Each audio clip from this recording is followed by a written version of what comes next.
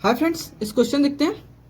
The angle of elevation of a jet plane from point A on the ground is 60 degree. After a flight of 30 seconds, the angle of elevation changes to 30 degree.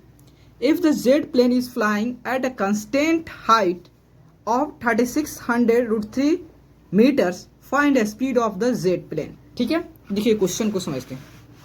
देखिए मान लेते हैं कि ये हमारा क्या है, ground level है। समझिए क्वेश्चन, यह हमारा क्या है, ग्राउंड लेवल है। और इससे ग्राउंड लेवल से मान लेते हैं, यहाँ समझिए यह आपका एरोप्लेन है जो जेट प्लेन है। ठीक है, यहाँ आप देखिए जेट प्लेन है। अब फिगर तो नहीं बनाएंगे, मान लेते हैं उसको पॉइंट शो कर है, किसको, जेट प्लेन को। समझिएगा, तो जेट प्लेन जो होता है इस ग्राउंड से, ये ग्राउंड है, समझिए यहाँ पे मेंशन, हर चीज मेंशन कर दूंगा, कोई दिक्कत नहीं है।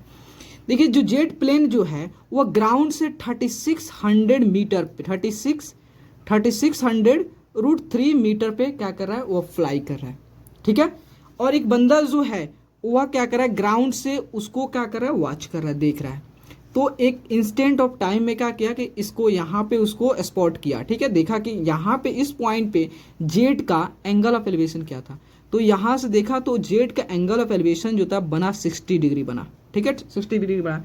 लेकिन जो ये जेट प्लेन था वह यहाँ पे एयर में कोई खड़ा थोड़े था, स्टे थोड़े था, वह क्या करता, मूव कर रहा था।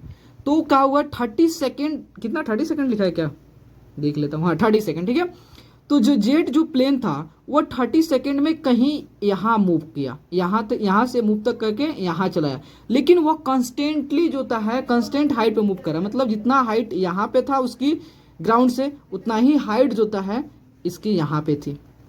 ठीक है, यहाँ पे आ गया। अब जो होता है वो बंदा फिर यहीं से उस जेट प्लेन को देख रहा है। तो लेकिन पहले 60 डिग्री एंगल फॉर्म रहा था, लेकिन अब जो होता है, अब कितना एंगल फॉर्म रहा, अब जो होता है कितना, 30 डिग्री एंगल फॉर्म हो रहा है, 30 डिग्री एंगल फॉर्म हो रहा है। ठीक है, और इस जेट का जो वो कितना 30 सेकेंड में वो अपने पोजीशन को चेंज करता है, यहाँ से यहाँ तक आता है, तब उसकी एंगल ऑफ एलिवेशन 30 डिग्री होता है। तो कह रहा है कि जो जेट प्लेन है उसकी स्पीड क्या रहा होगा, उसकी स्पीड बताना है। देखिए, तो स्पीड निकालने का फॉर्मूला क्या होता है, डिस्टेंस बाई टाइम होता है। तो देखिए टाइम तो ऑलरेडी मेंशन 30 सेकेंड, लेकिन अगर हम ये डिस्टेंस निकाल लें, डेट मीन्स ये डिस्टेंस निकाल लें, तो डिस्टेंस अपॉन टाइम करके हम स्पीड फाइंड आउट कर लेंगे। तो मेन हमारा मुद्दा है ये डिस्टेंस फाइंड आउट करना है। ये डिस्टेंस कैसे फाइंड आउट करेंगे, तो चलो फाइंड आउट करते हैं। तो देखो यहाँ पे सबसे पहले नेमिंग कर देता हूँ, A B C D E। Okay, तो देखिए सबसे पहले यहाँ पे ट्रायंगल हम चाहते हैं ACB में, ये राइट एंगल ट्रायंगल फॉर्म हो रहा है। तो इन ट्रायंगल ACB, तो 1060 equal to P by B। P कितना है, तो आपका 60 है, P 60 थोड़ी है, P आपका 3600 में है, 36, ये BC है, पहले BC लिख दे रहा हूँ। ठीक है, बहुत बच्चे को दिक्कत होती है इसलिए। तो BC हो गया, P आपका BC हो गया, क्यों, क्योंकि एंगल का सामने वाला साइड को परपेंडिकुलर कहते हैं और एंगल से जो साइड अटैच होता है उसको बेस कहते हैं। बेस क्या हो गया आपका, AB हो गया। अब यहाँ पे मेंशन कर रहा हूँ, BC कितना है, 3600 रूट 3 हो गया। ठीक है, और बेस AB क्या है, तो देखिए AB को हमने AB लिख दे रहा हूँ। ठीक है, AB को AB लिख देता हूँ। तो 1060 का वैल्यू कितना होता है, रूट 3 होता है, 3600 रूट 3 बाई AB। तो देखिए रूट 3 से रूट 3 कैंसिल हो सकता है, कर देंगे रूट 3 से। देखिए आगे भी आप सीख जाइएगा कि जब आपका ऊपर दोनों होगा तो कैंसिल हो, नीचे दोनों होगा तो कैंसिल हो सकता है, अगर मल्टीप्लाई के फॉर्म में होगा तो। देखिए अब क्रॉस मल्टीप्लाई करते, AB इक्वल टू हो गया 3600 रूट 3 बाई रूट 3, यहाँ से कैंसिल हो गया, रूट 3 से रूट 3 कैंसिल हो गया। वहीं बोले हैं कि आप रूट 3 से रूट 3 कैंसिल कर सकते हैं। तो AB इक्वल टू कितना हो गया, 3600 आ गया। तो AB का 3600 मीटर आ गया, ये AB फाइंड आउट कर लिया। अब हमें फाइंड आउट करना है AE, क्यों, क्योंकि AE में से AB को सब्ट्रैक्ट कर देंगे तो हमारा BE फाइंड आउट हो जाएगा। ठीक है, तो अब चलते इन ट्रायंगल ADE में, ADE में, इन ट्रायंगल ADE में, तो क्या होगा 1030 इक्वल टू क्या होगा, P बाई B। तो P क्या है, 1030 equal to P by B। तो 1030 equal to P for DE, D E by base क्या है, तो बेस आपका आया है ट्रायंगल ए डी ई में, तो इसका बेस कौन सा हो गया, ए ई हो गया, बेस हो गया ए ई हो गया, ठीक है, ए ई हो गया। टेन 30 का वैल्यू कितना होता है 1/√3। डी ई कितना आपका 3600√3, क्यों, क्योंकि जो होता है एरोप्लेन जो होता है, जो जेट प्लेन है वह एक कांस्टेंट हाइट पे फ्लाई कर रहा है, ठीक है। ए ई अब क्रॉस मल्टीप्लाई करते हैं, तो ए ई इक्वल टू जो होता है 3600 इंटू √3 इंटू √3, कितना हो गया, ए ई इक्वल टू 3600 इंटू 3 कितना हुआ, ए इक्वल टू 00 छः 18 3 9 10 10 800 मीटर आ गया, ए ई का वैल्यू आ गया, ठीक है। तो अब देखिए, अब हमारा क्या फाइंड आउट करना है, हमें बी ई फाइंड आउट करना है। तो बी ई इक्वल क्या हो जाएगा, बी ई जो होता है ए ई में से हम ए बी को सब्ट्रैक्ट कर देंगे, ए बी को सब्ट्रैक्ट कर देंगे तो हमारा बी ई निकल जाएगा, ठीक है।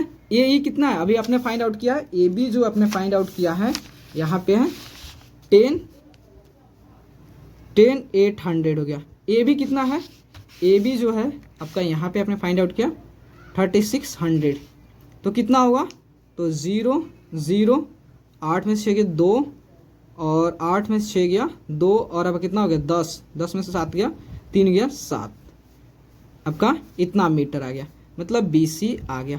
अब समझिएगा, अब देखिए यहाँ पे, अब आपका ये लेंथ मालूम चल गया कि कितना डिस्टेंस होता है 30 सेकंड में कितना डिस्टेंस ट्रेवल किया, और स्पीड का फॉर्मूला तो आप ऑलरेडी जानते हैं क्या होता है, डिस्टेंस अपॉन टाइम होता है।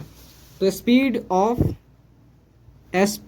Of the jet plane, speed of the jet plane क्या होता है, डिस्टेंस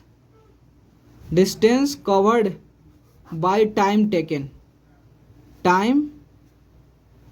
ठीक है, distance covered by time taken. तो डिस्टेंस कितना कवर्ड किया है 7200, बाय टाइम कितना किया है आपका टाइम 30 सेकेंड, तो 0 0 कैंसिल हो गया, 3 से ये देखिए 3 से 3 दूनी 6 3 चौका 12 0, मतलब 240 मीटर पर सेकेंड। लेकिन आपके बुक में आंसर इतना नहीं है, आपका आंसर दिया है किलोमीटर पर हावर में दिया है। तो देखिए सिंपली जो होता है 240 है, इसको मीटर पर सेकेंड से, देखिए मीटर पर सेकेंड से किलोमीटर पर हावर्स में करने के लिए आप क्या कीजिएगा 18/5 से मल्टीप्लाई कर दीजिएगा, ठीक है। और किलोमीटर पर हावर से मीटर पर सेकेंड में कन्वर्ट करने के लिए 5/18 से, याद करने के लिए देखिए हम मीटर से किलोमीटर में कर रहे हैं, मतलब लोअर से हायर कर रहे हैं, तो 18 हमारा ग्रेटर आ गया। लेकिन वहीं किलोमीटर से मीटर में कर रहे हैं, मतलब क्या कर रहे हैं, हायर से लोअर में कर रहे हैं। यहाँ पे लोअर से हायर कर रहे हैं तो 18/15, तो ये भी हायर है, तो यहाँ देखिए हायर से लोअर कर रहे हैं तो 5/18, बस। तो यहीं इसको मल्टीप्लाई कर देंगे 5 कितना 18/5, ठीक है। तो 5 से तो कितना हो गया 5 चौका 20 और 8 + 40, तो 48 इंटू 18, इसको मल्टीप्लाई करते हैं कितना आता है, तो 48 इंटू जो होता है 864 किलोमीटर पर हावर्स। क्या हुआ, speed of the jet plane is 864 kilometre per hours. देखिए आप जो होता है, अगर यहाँ पे एक बता दे रहा हूँ मैं, यहाँ पे 18/5 जो मल्टीप्लाई किया हूँ, आप इससे भी कर सकते हो, वही चीज़ आएगा। देखिए 240 हो गया। अब इसको क्या करना है किलोमीटर पर आवर में, तो यहाँ देखिए मीटर है, मीटर को किलोमीटर में कन्वर्ट करने के लिए क्या कीजिएगा 1000 से डिवाइड कीजिएगा। उसके बाद जो आपका सेकंड जो नीचे आ रहा है, नीचे आपका सेकंड है, तो सेकंड को आवर में चेंज करने के लिए क्या कीजिएगा, ऊपर जो होता है 60 × 60 से मल्टीप्लाई कीजिएगा। तो वहीं देखिए, तो 0 से 0 कैंसिल, आपका कितना हो गया 0 से 0 कैंसिल हो गया, तो यहाँ पे देखिए कितना हो गया 6 × 36/10 हो गया, हुआ ना। इसको 18 हो गया, 5 हो गया, 18/5 आ गया। वहीं शॉर्टकट मैं आपको बताया हूँ 18/5 याद रखिएगा।